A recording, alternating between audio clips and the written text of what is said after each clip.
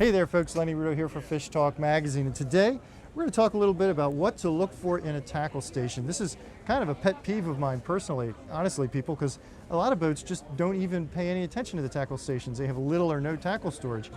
For me, as an angler, it's what I'd call critical, and this is a really good example of what I like to see in a tackle station. I'm standing on a Caymas 34 CT. This is a power cat, pretty substantial boat.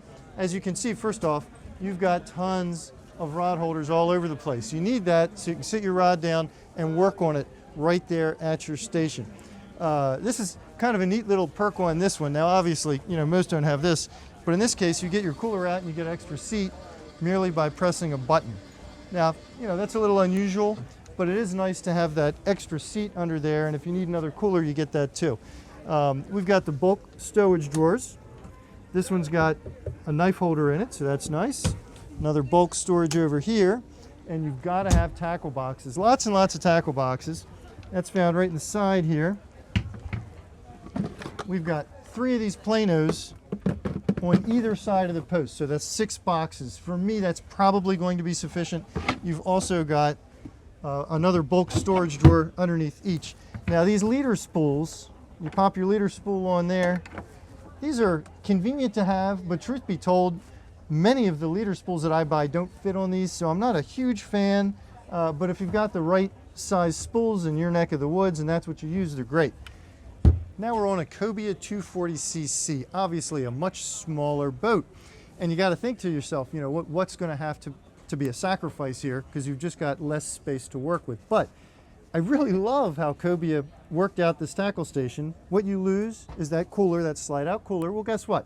I've got fish boxes on this boat. I've got integrated coolers. I don't really need that lower cooler. I do need my tackle stowage, and check this out. We've got 3 of these big planos, a jumbo planer for all your really big stuff, and then 2 bulk stowage drawers. Now, whatever kind of fishing you do, you can make this work. I call that trade out for the cooler a really good move in terms of tackle storage. And on a lot of boats of this size, you'll see a framed post with the cooler underneath, but little to no tackle stowage. Now people, we're on an even smaller boat. This is a Boston Whaler Dauntless 220.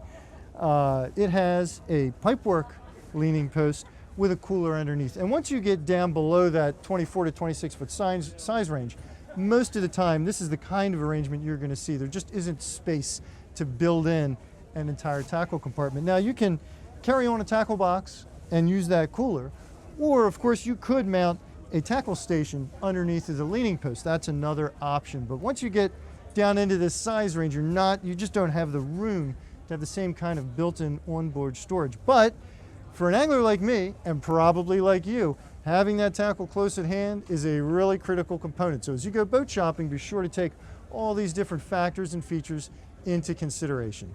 Well folks, I hope you found this video helpful. Please don't forget to click on subscribe below, and hey, hit the boat show and start checking out all those new boats. You never know, there could be a new one in your future too.